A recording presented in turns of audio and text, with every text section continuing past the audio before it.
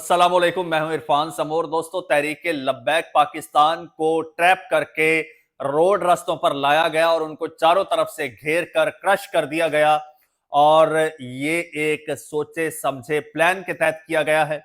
साद रिजवी के जख्मी होने की इतलात हैं। इस हवाले से क्या अपडेट है वो आपको बताऊंगा। और उसके छोटे भाई अनस रिजवी के हवाले से बड़ी तशवीशनाक और अफसोसनाक खबरें आ रही हैं, वो भी आपके साथ शेयर करूंगा। टीएलपी के साथ पीटीआई के किरदार के हवाले से भी बात करूंगा कि पीटीआई ने भी उनका साथ देने का ऐलान कर दिया है, वो भी आपको बताऊंगा। और ये बताऊंगा कि ये जो ट्रैप था, क्या ये वाकई साद रिजवी के खिलाफ था या ये शहबाज शरीफ के खिलाफ ट्रैप था। क्या इस ट्रैप के बाद या फिर इस सारे इंसिडेंट के बाद ये एक इंसिडेंट है, क्या शहबाज शरीफ साहब अपनी वजारत उज़्मा पर कायम रह पाएंगे या नहीं, और किस तरह से मरियम नवाज साहिबा ने अपने चच्चा के खिलाफ ही एक महाज खड़ा कर दिया या फिर चच्चा को फंसा दिया है। और मामलात इंतहाई गंभीर हैं। इस वक्त मुल्क भर में मुजाहरे शुरू हो चुके हैं। ये तमाम तर सूरत हाल आपके साथ शेयर करूंगा, लेकिन उससे पहले नए आने वाले दोस्तों से गुजारिश है कि ये चैनल आपका अपना है। अगर अभी तक इसको सब्सक्राइब नहीं किया तो सब्सक्राइब जरूर कर लीजिए और बेल आइकन पर क्लिक कर दीजिए ताकि हर नई आने वाली वीडियो टाइमली आपको मौसूल हो जाए। दोस्तों, साद रिजवी तहरीक लब्बैक पाकिस्तान के सरबराह हाफिज साद रिजवी वो गजा मार्च का ऐलान करते हैं और प्रॉपर उनको परमिशन दी जाती है। परमिशन ऑर्डर्स उनके हाथ में हैं और वो यतीम खाना चौक से अपने मरकज से निकलते हैं और निकल के वो पहुंचते हैं पहले शादरा, फिर मुरीद के, और पूरा लाहौर बंद कर दिया जाता है। दफा 144 नाफिज कर दी जाती है।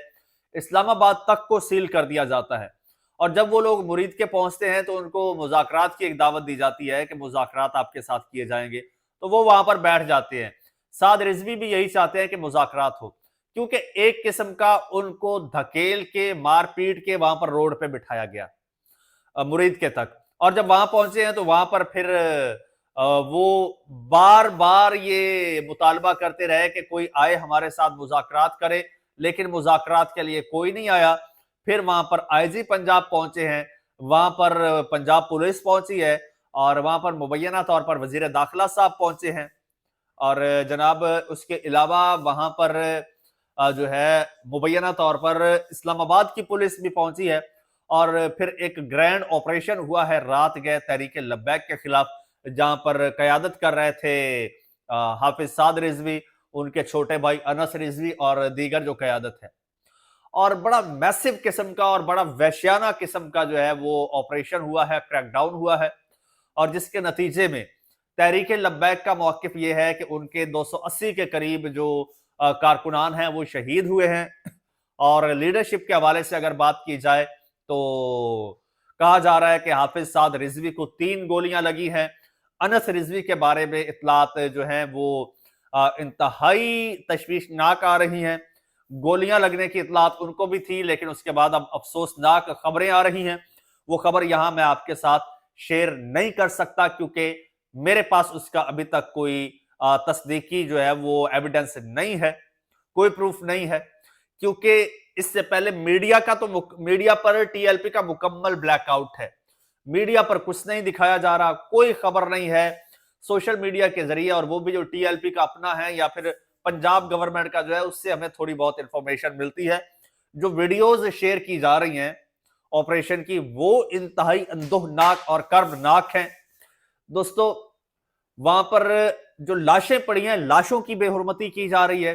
कहा जा रहा है कि वहां पर 1122 को जाने की इजाजत नहीं दी गई, किसी रेस्क्यू को वहां पर रेस्क्यू करने की इजाजत नहीं है, और जख्मियों को उठाने की, अस्पतालों में ले जाने की इजाजत नहीं है। लाशों की बेहुरमती की जा रही है, लाशों को नालों में फेंका जा रहा है, लाशों को जला के मसख किया जा रहा है। ये तहरीक लब्बैक के अकाउंट्स बता रहे हैं। जबकि वहां पर मीडिया को तो बिल्कुल, सोशल मीडिया तो बिल्कुल वहां पर नहीं था। रात के ऑपरेशन हुआ है और जहां पर ऐसी गोलियां चल रही हो, गोलियों की तड़तड़ाहट, वहां पर कौन रुक सकता है। तो टीएलपी का दावा है कि उनके 280 के करीब लोग शहीद हुए हैं और 1900 के करीब जख्मी हुए हैं। जबकि जो पंजाब पुलिस का वर्जन है वो इससे मुख्तलिफ है।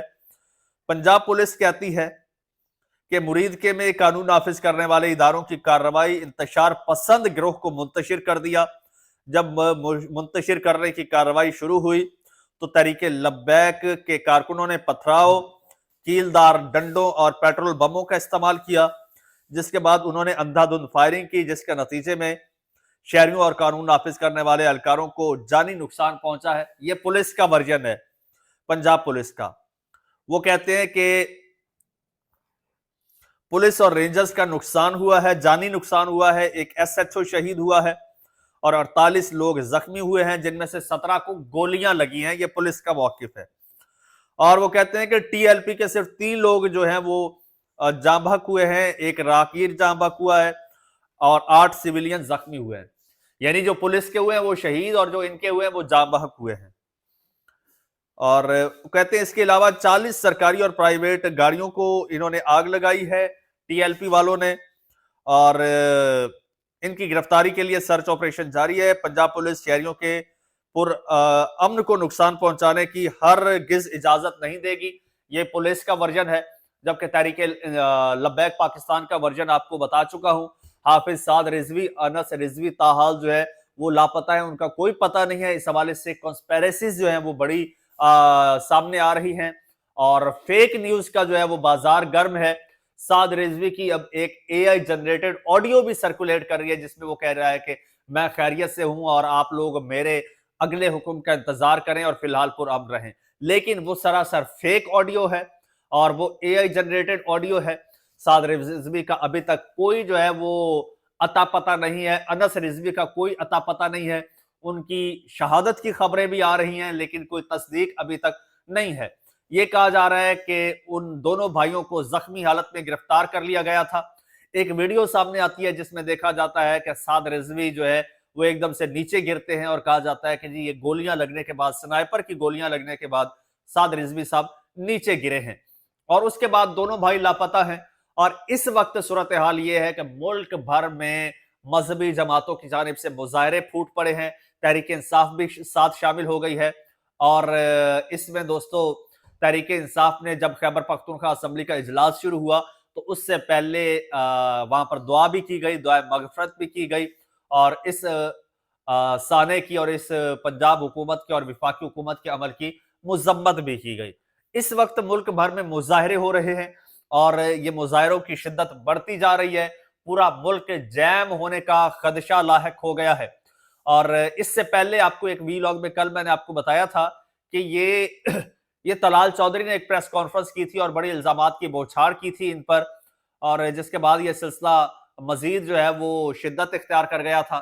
तो फिर ये एक हमें खबर मौसूल हुई कि जनाब ये जो चच्चा और भतीजी का ये जो क्लैश है उसमें इनको इस्तेमाल किया जा रहा है और टीएलपी को जो है वो ट्रैप किया गया है। इस सिलसिले में शायद मकसद शहबाज शरीफ साहब को जो है इतना बड़ा एक इशू क्रिएट करके शहबाज शरीफ साहब को कुर्सी से हटाना है या फिर किसी और मामले को बढ़ने से रोकना है। बहरहाल कोई ना कोई इस तरह से कि बहुत सारी कंट्रोवर्सीज खैर जो है